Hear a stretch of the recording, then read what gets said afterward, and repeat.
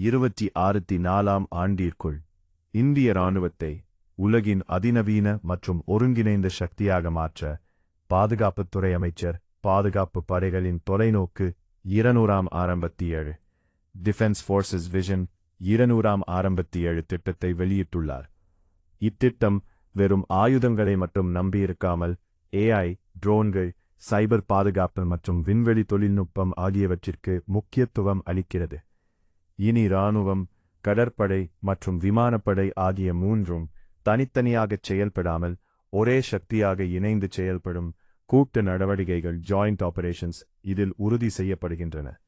3 கட்டங்களாகச் செயல்படுத்தப்படவுள்ள இந்த திட்டம் இறக்குமதியை குறைத்து உள்நாட்டு தயாரிப்புகளை ஊக்குவிப்பதன் மூலம் செல்ஃப் ரிலையன்ட் இந்தியா வலுப்படுத்தும்.